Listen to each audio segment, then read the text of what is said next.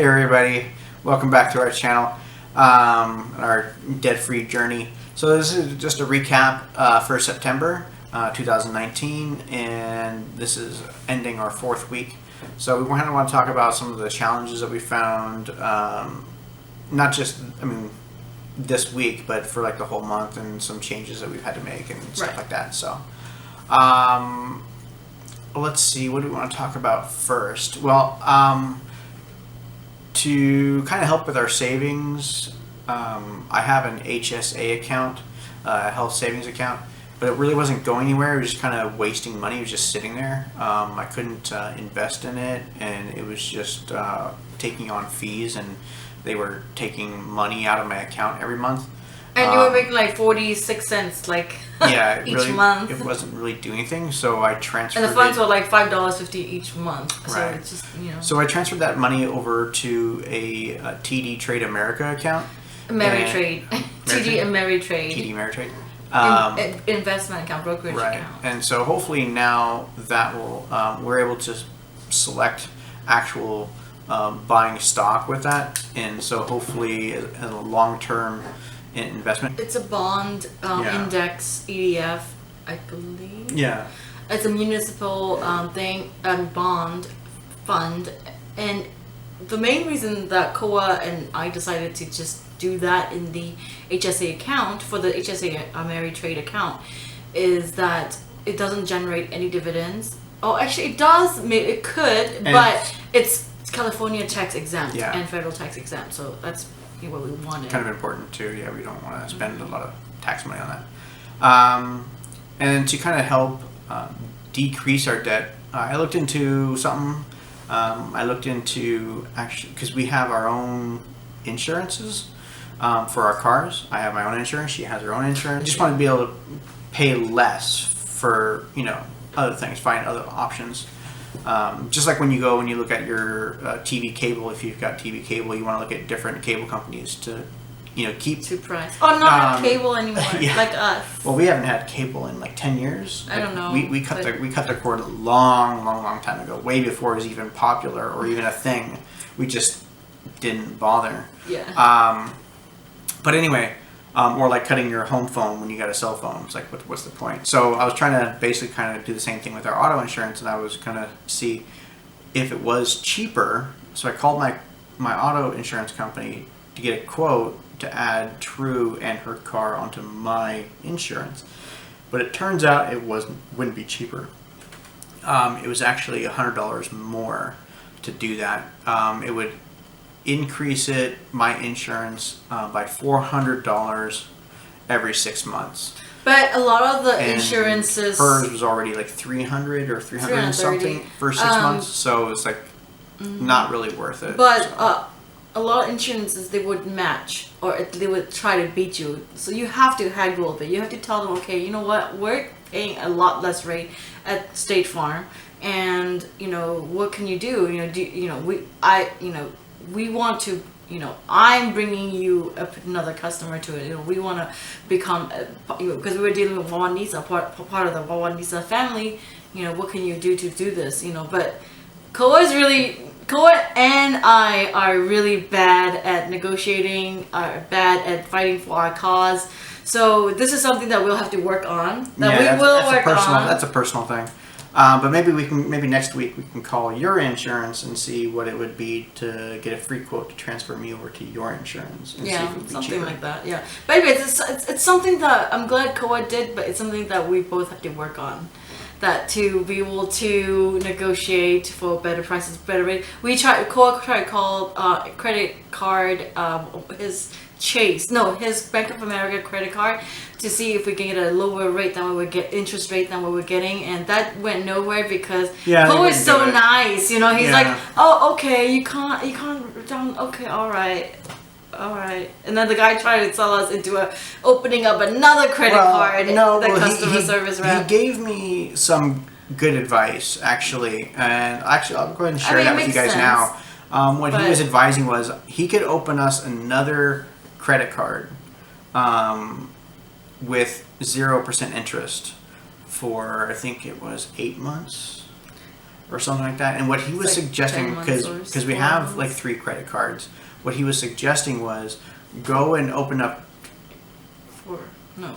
Yeah, I have 4. 3. You have 3. I have 3. 1. Okay, so yeah, but your one has $12 on it. Yeah. Okay. So, Fine. Whatever. what the idea was, we'd open up the credit card with 0% interest, and then transfer all the funds, or as much of it as we can, from the high interest card over to the 0 interest card. And he was saying call another another credit card company, and then ask them if they had any deals with a 0% interest, and then do the same thing. Take the second highest interest rate card and transfer the funds over to that 0 interest.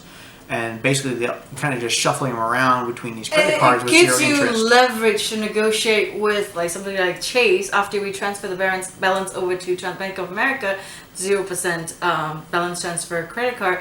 Now we have leverage to go back to Chase and say, hey, do you still want us to be a Chase customer? We can shut down this card and just stay with Bank of America. Right. What can you do to help us to bring down if you bring down the interest rate for this card, we'll consider keeping it open. Right. Now, So that's something that we can negotiate. Now, just to make sure we're clear on that, you cannot close out your credit card if you own debt on it. Because if you owe $1,000 on your credit card, you can't That's say, why "Well, you I'm do going to balance close. I'm going to transfer. close my credit card." If you guys don't do anything, well, you still owe them $1,000. You can't really do that.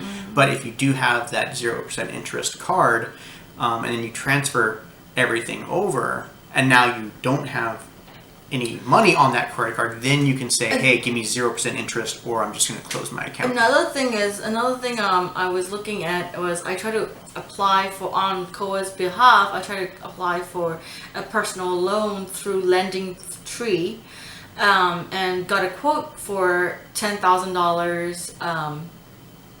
Personal loan to get our credit cards debt turn into a personal loan debt, and at a lower interest rate. Right now our interest rates are like 24 to 29% Yeah, interest so rates. we're just ridiculous. wasting money. At Yeah, that point.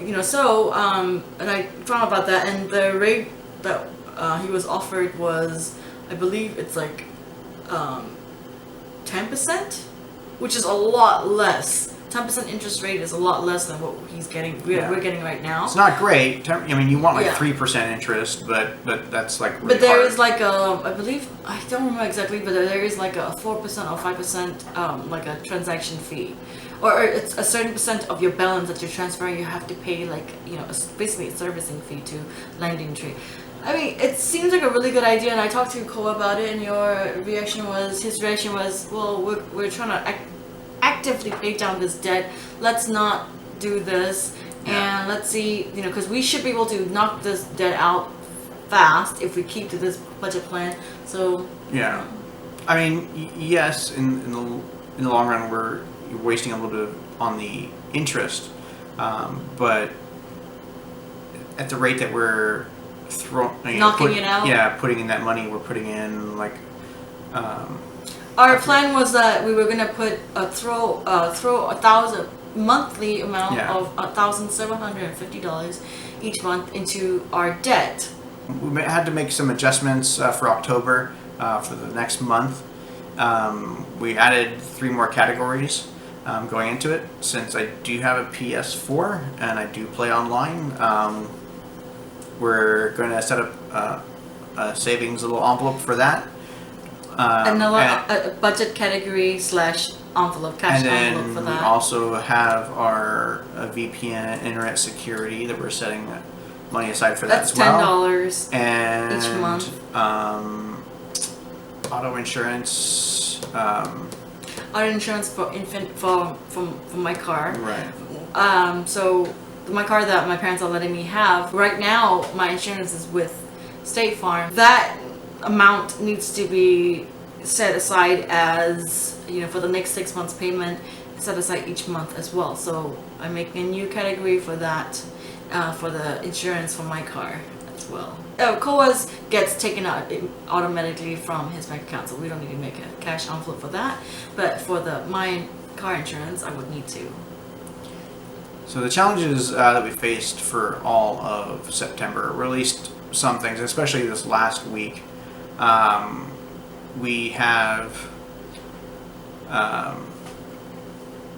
True says we overspent on entertainment, but she's counting some from the week before, and so it's for this.